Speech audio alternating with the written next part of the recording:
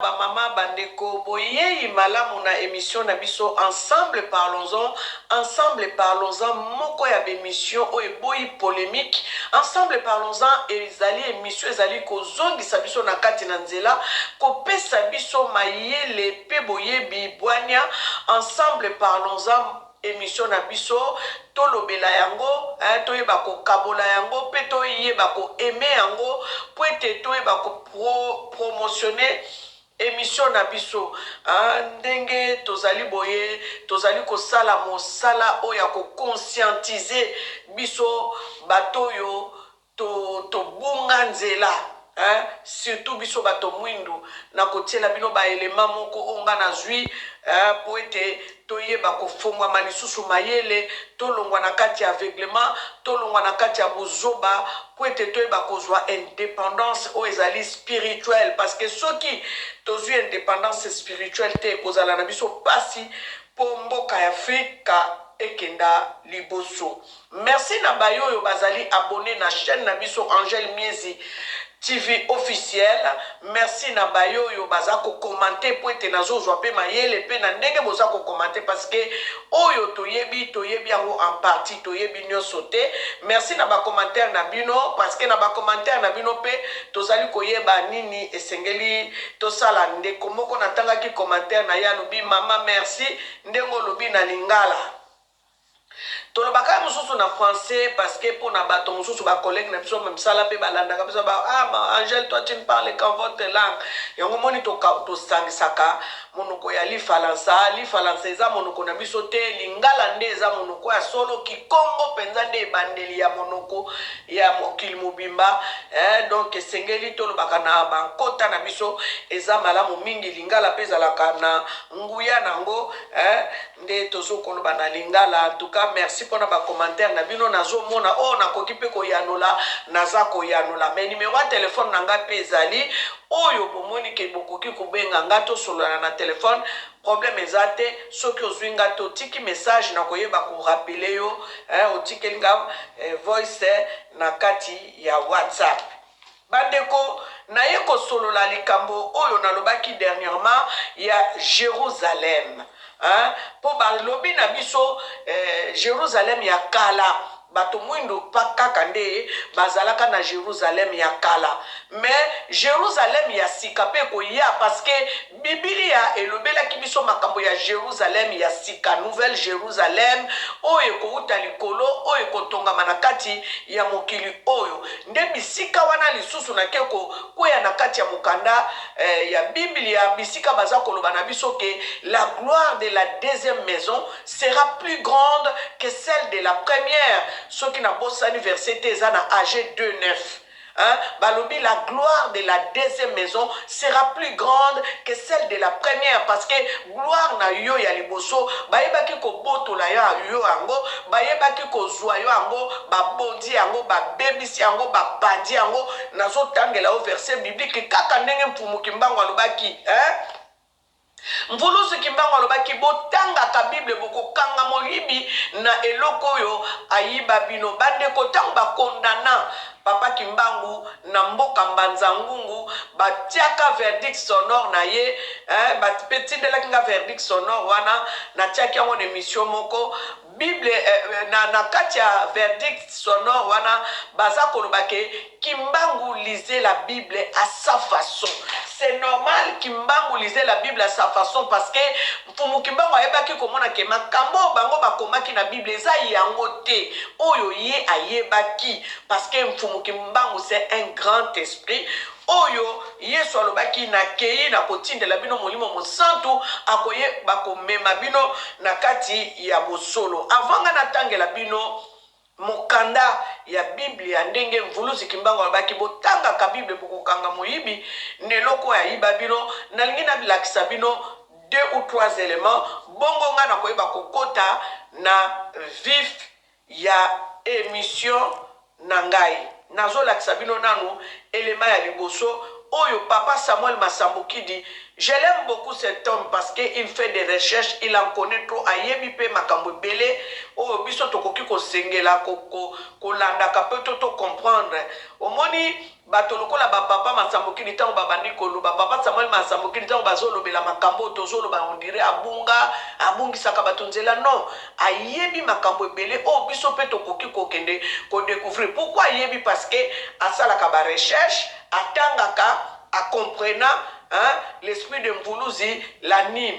Donc, nazotie la bino élément oyo, ya papa Massamboki dit, bisika aza ko visiter musée, hein, pe na ko mema bino pe na ba makamu susu. Boyoka.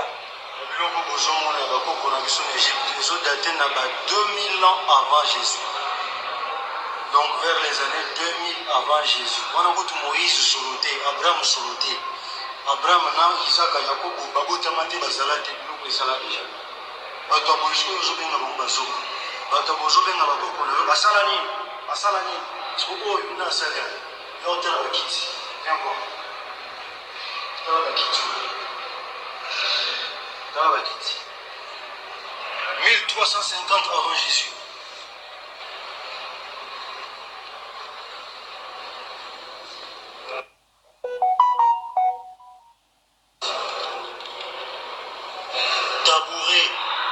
Tabouret, vers 1350-1300 avant Jésus-Christ, la 18e dynastie. Jacob na botamidi, abalayama awana botamidi. Abalayama awana botamidi. Jacob na botamidi. Mais biloko ezala déjà. Oh, otumenda sale lamba. Est-ce que on élève ta sale lamba? Otumenda mutasale lamba. Yoka ba connaissance. La 19e dynastie, 1295. Avant Jésus-Christ. Avant Jésus-Christ.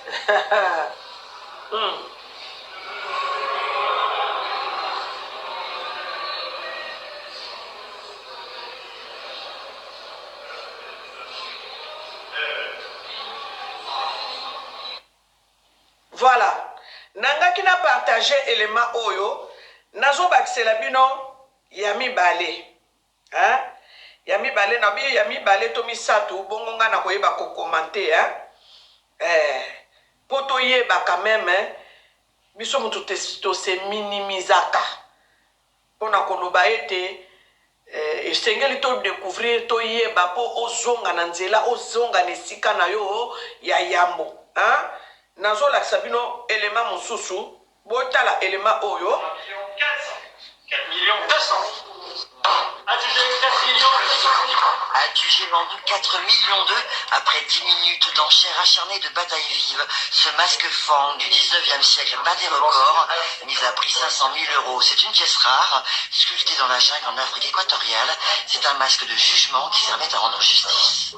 Ce type de masque est plus rare qu'un tableau de Léonard de Vinci. Nous connaissons 22 tableaux de Léonard de Vinci, de la main du maître, et de la main de différents maîtres Fang du Gabon, on ne connaît que 10 ou 12 masques de ce type. Dès le matin, les amateurs sont venus l'admirer. Moi, j'en avais jamais vu, donc je profite de l'occasion pour pouvoir le voir, puisque je ne peux pas l'acheter. Bandeko. Collecté par un gouverneur du Moyen-Congo. Bandeko. Bomoni babiloko ezopesa mawa en même temps ezopesa kana. Mindele baya epa na biso ba détacha biso ndenge papa Sarkozy alobaki na culture na biso na ba coutume na biso ba détacha biso, ça veut dire que ba longola biso bomoto na biso, ba longola biso mayele na biso, ba faire croire biso oyo esengelaki biso to croire o bango balingaki biso to croire nde ba faire croire biso bazwa ba bikeko na biso. Bomoni papa Samuel Massamboki dit aza en Égypte kuna asalaki video wana na lakisi bino asalaki visite na musée wana ake kokuta biloko oyo bakoko na biso basala oyo ezosala ke 270 nini avant Jésus-Christ donc bakoko na biso moto basala elambo toza kolata bakoko na biso nde balakisi bato mathématique bakoko na biso nde balakisi bato civilisation mais bakomisa yo moto ya suka pourquoi parce que yo moko olingaki nazotiela bino sikoyo dernier élément bongo ngai nakoya kotanga sikoyo parole biblique mpona appuye makambo nazolakisa bino bozela natiela bino dernier élément bongo nga nakoya koappuye makambo oyo nazolakisa bino na nzela ya bibilia oyo balobaki totangaka bible tokokanga moyibi na eloko oyo ayiba biso nazolakisa bino likambo oyo. On peut vivre sans le christianisme, vous doutez? Eh bien demandez aux musulmans. On peut vivre sans l'islam, vous ne croyez pas? Alors demandez aux Chinois. On peut vivre sans le Bouddha. Oui, demandez aux Juifs. On peut vivre sans aucune religion, car elles ne sont que des créations humaines à des fins manipulatrices. Elles peuvent être bonnes ou mauvaises en fonction de leurs utilisations. Ce n'est pas pour rien si Allah parle arabe. Il est le Dieu des Arabes et non des Africains. Si c'était le Dieu des Africains, il s'exprimerait en une langue africaine. Le Dieu des Arabes ressemble à un Arabe. Le Dieu des Européens ressemble révolution eza makasi Le Dieu des Indiens ressemble à Le Dieu des Indiens ressemble à ndenge tozokende Même le Dieu des rats ressemble à un rat. makambo oyo ndenge Alors ezokendele une religion qui est la représentation eya idéalisée de makasi cette tradition. nazozongisa yango Cette religion permet ensuite te nazozongisa nawe ebandeli bongo tozonga bandeko tokotaka youtube na makambo kaka ya buzoba te bandeko tokotaka youtube na makambo ezofongola biso mayele tolongwa nanu na bojololo mpenza oyokakako ya bojololo bazoba bangamba bayululu bayolela vraiment nayebi te boyoka nazotiela bino deuxième kaka youtube kaka nzambe apermetaki bareseau sociaux eya po biso bamosusu oyo tokoma kocomprendre tofongama mayele nazotiela bino na elema liboso. La majorité des Africains sont aujourd'hui chrétiens et musulmans parce que les Européens chrétiens et les Arabes musulmans sont venus faire la guerre en Afrique et ont gagné. Si c'était la Chine qui avait fait et gagné la guerre en Afrique, la majorité des Africains seraient aujourd'hui bouddhistes et fiers de l'être. Accepter ces religions imposées est donc une preuve de soumission, d'acceptation de la défaite. Mais si les Africains avaient gagné la guerre, ou si personne n'avait attaqué le continent, la majorité des Africains pratiqueraient toujours leur religion ancestrale sans problème. Et l'Afrique serait sans aucun doute le continent les plus développés du monde. Vu son magnifique climat, ses nombreuses ressources naturelles et la force de ses braves hommes et femmes, pourquoi le christianisme et l'islam freinent le développement de l'Afrique? En fait, le peuple africain, pas habitué à ce style de croyance, ne maîtrise pas ces religions. La majorité ne distingue pas la fiction de la réalité. Ils ne savent pas ce qui est au sens propre et ce qui est au sens figuré. Les Européens. Nasuki nanoawa. Nasuki awa. Balobi. Ba musulman na ba chrétien bayaki ko combattre ba Afrique pe ba gagnaki guerre yango wana ba imposa biso ba religion na bango. Eza lokuta te nazotangela bino parole biblique. Je vais lire la parole biblique.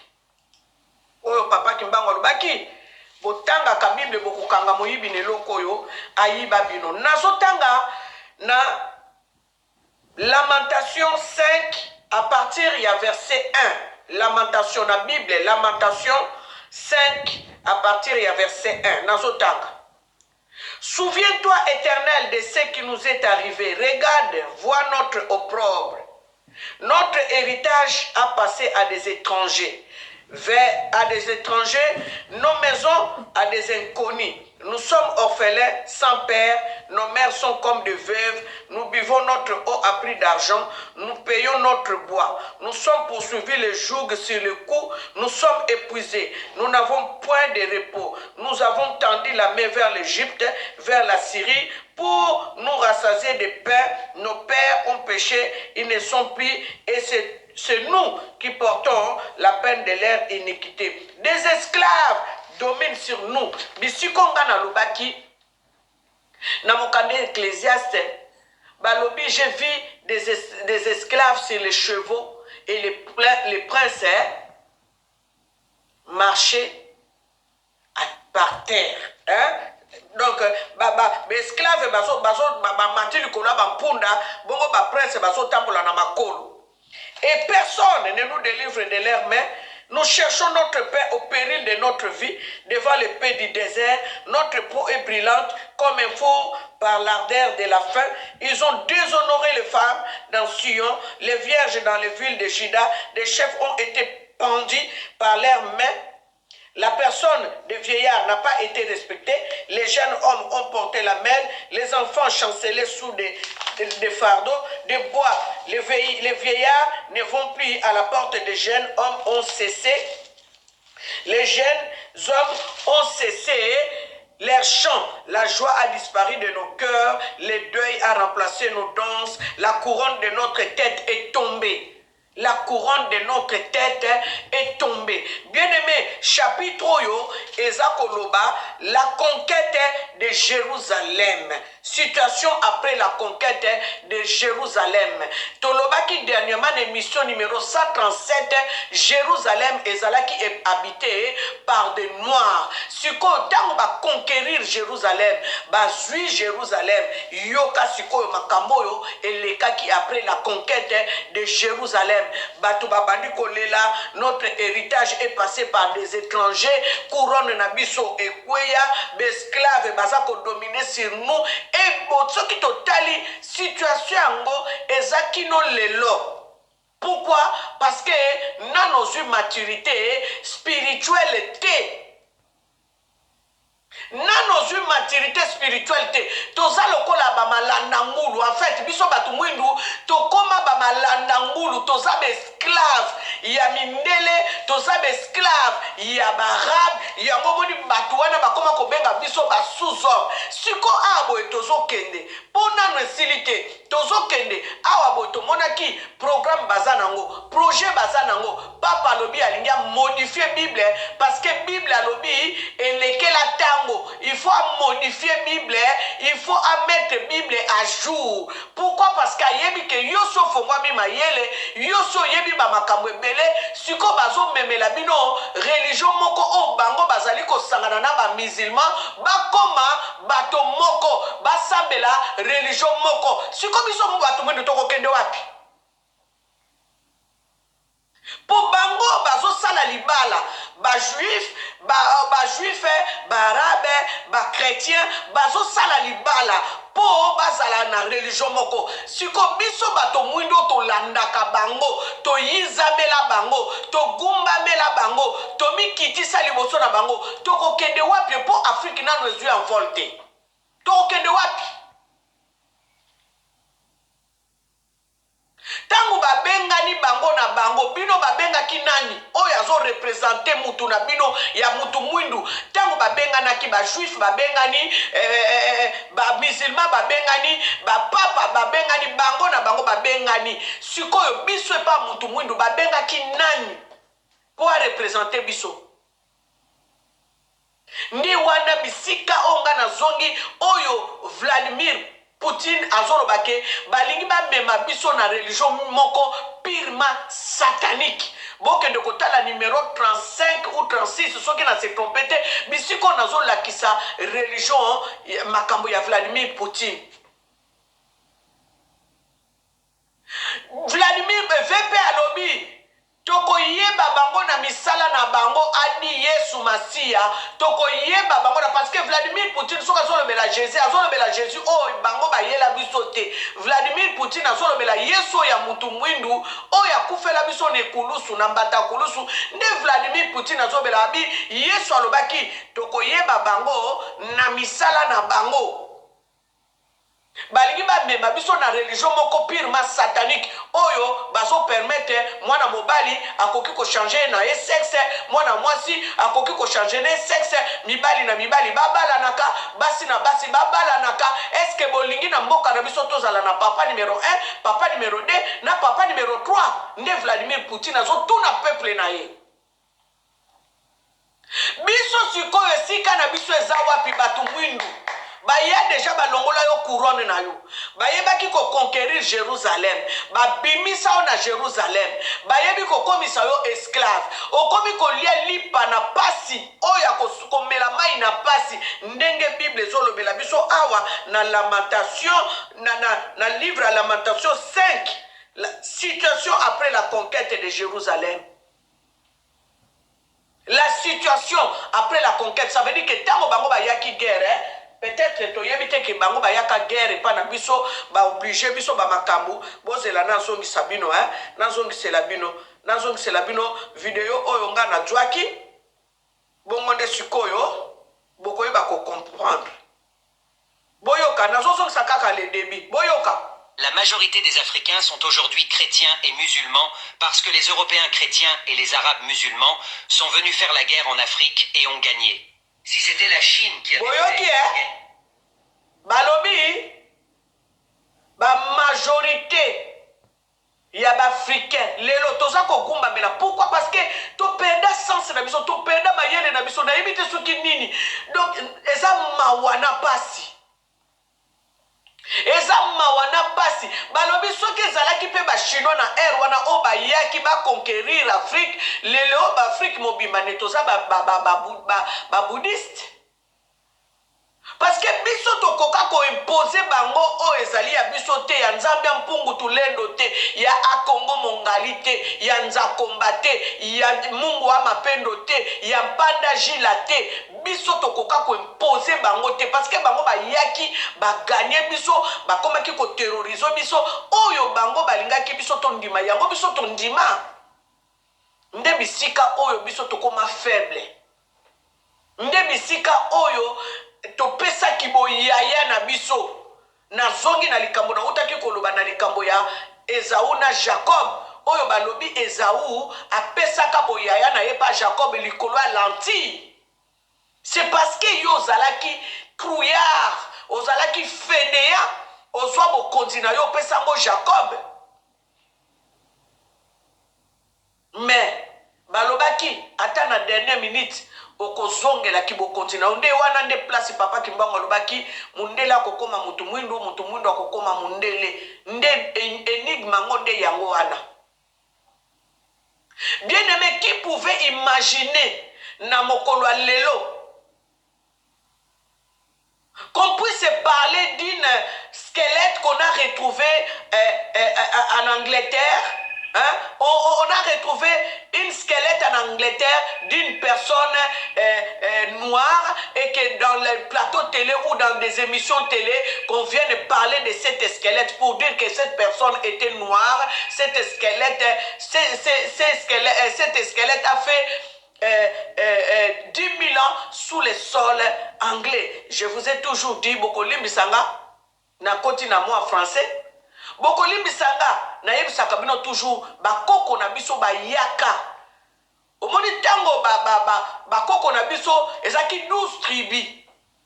Hein, na royaume 12 tribus na royaume Congo. Ça veut dire que 12 tribus wana oboyoka les 12 tribus de Shida, les 12 tribus oyo wana ezalaka na royaume Congo. Nde sikoyo tango babandi kopima, bazokende mutu na mutu akei na bana na ya akei ba se retrouva na bamikili oyo.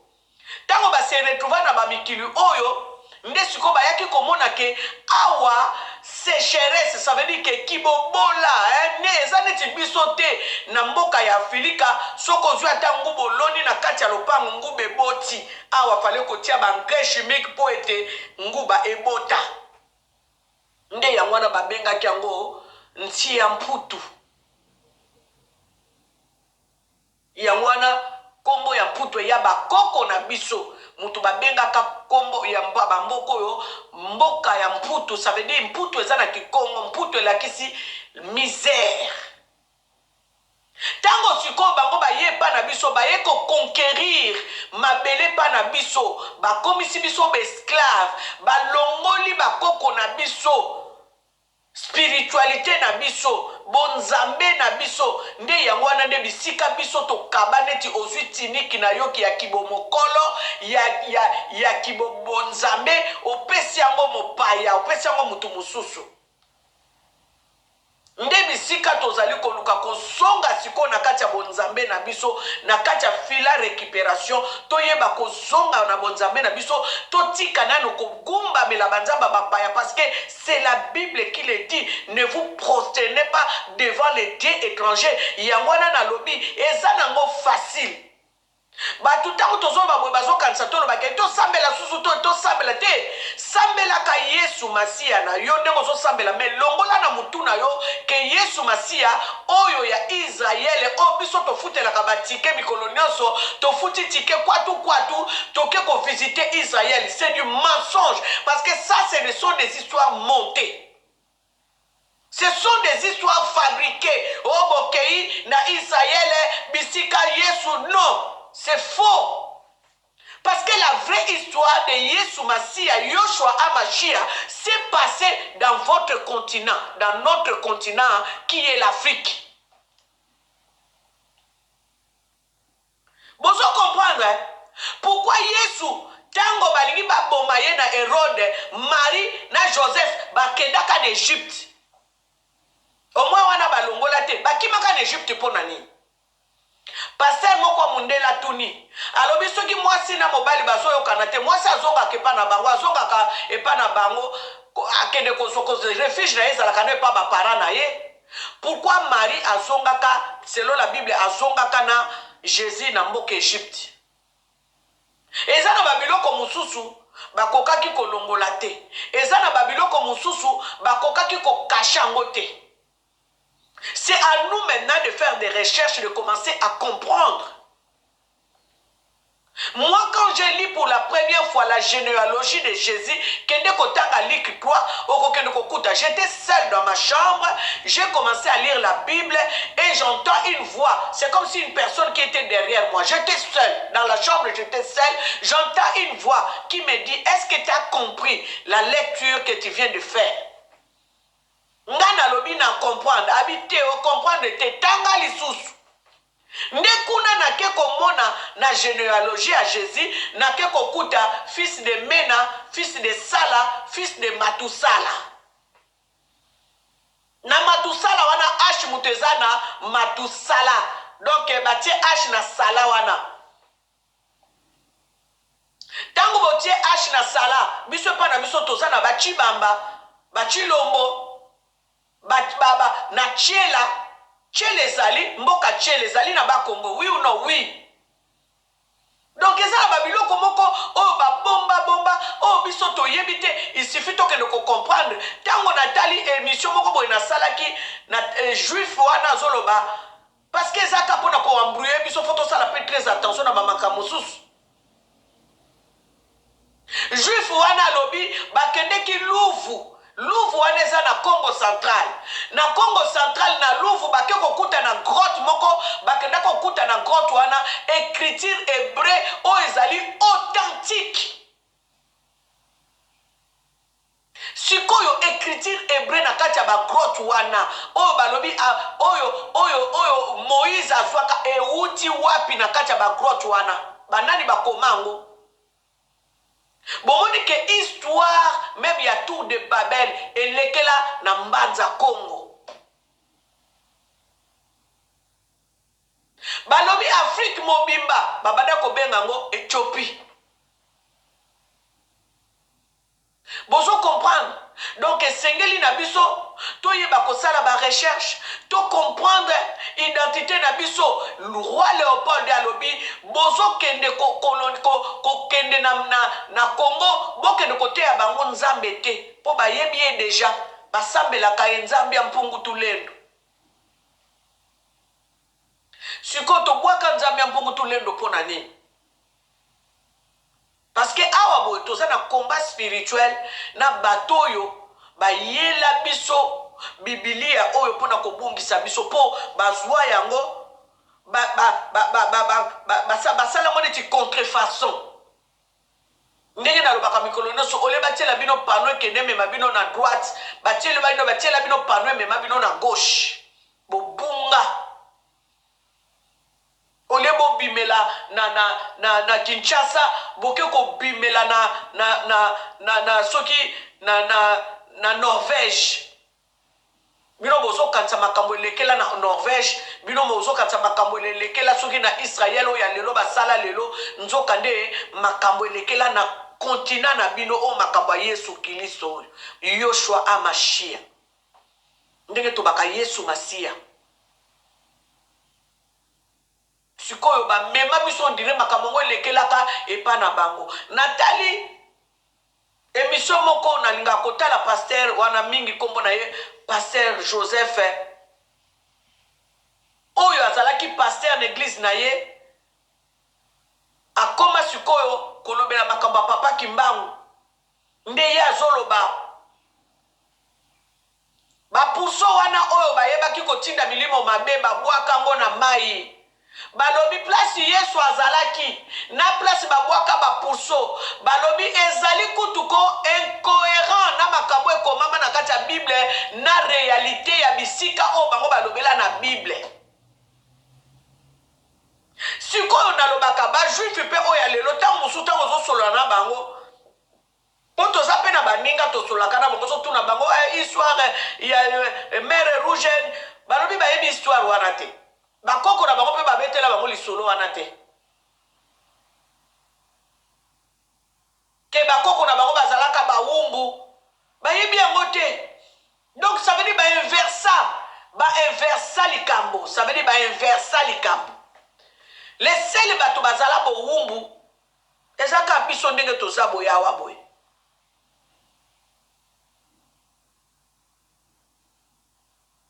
Eza pasi, eza mawa, po ete tokoma bowumbu, histoire na biso moko, toyebi teke ya biso moko, baza kolakisa biso ngo ondire histoire ya bato mosusu. Nzoka nde histoire na biso moko. Bandeko na ngaki na yako lobela likambo ya Jérusalem oyo, pona émission on a utaki kosala dernièrement, na lobi likambo ya Jérusalem, na lobi Jérusalem ezalaki habité epa ya ba noir. Nde yango wana sikoyo na lobi na yeko pesa bino bisiko ezali ko confirmer biso likambo yango tango balobi situation après la conquête de Jérusalem. Ça veut dire que Jérusalem ezalaki na bato nango et puis bato moko bayaki po ba conquérir Jérusalem yango bazwaki yango nde yango wana après babita oyo ya Jérusalem oyo bayebaki kozala chasser na Jérusalem ou bien bazalaki assujetti kaka na kati ya Jérusalem bakomaki kolela nde yango wana moni awa likambo ya Lamentation 5 soki otangi yango et puis makambo toza komona na kati ya mokili yango te yango oyo potanga ka Bible bokokanga moyibi na eloko yo ayiba bino. Tanga Bible na ndenge ya molimo mosantu, tanga Bible avec révélation, kotanga Bible te lokola lisolo moko bozo tanga neti roman moko boy te, tanga Bible avec révélation. Te ya pe Bible avec révélation. Côté ya Bible te pona esengo kaka ya koloba na bino vous serez bénis. Tango Esther akotaki na palais ya roi, tango balingaki basala vous serez te papa maman. Tanga Bible avec révélation, mema biso na révélation, bimisa biso na boumbu, zongisa biso ne bandeli. O makambo mfumu Kimbangu ayaki kosala, ko zongisa biso ne bandeli na biso. Na bomoto na biso. Nde yango tango ba condamné ye, l'une des raisons ba condamné la ye, parmi ba raison na bango, batanga ke Kimbangu lisait la Bible à sa façon.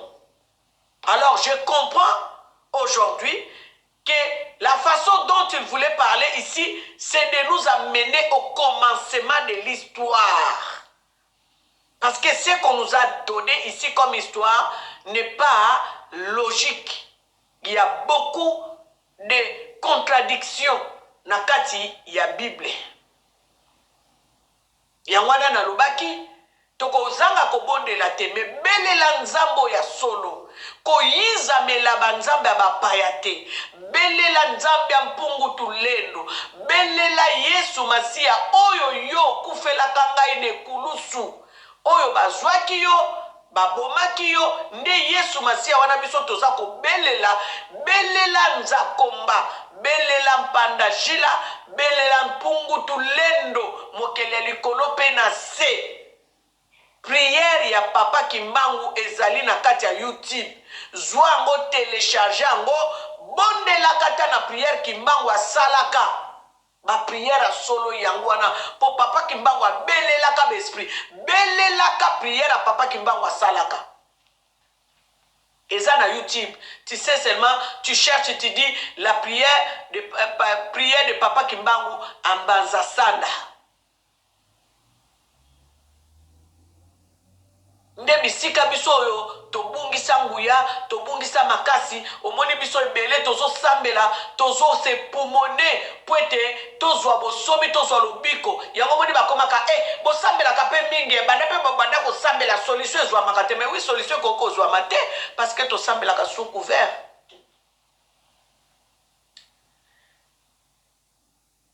Bokolimbi sanga je suis un peu arrimé. Moi mungungu rime zo tungisanga moke. Donc, ceux qui n'ont éternué, beaucoup de sanga makasi parce que je suis un peu enrhumé.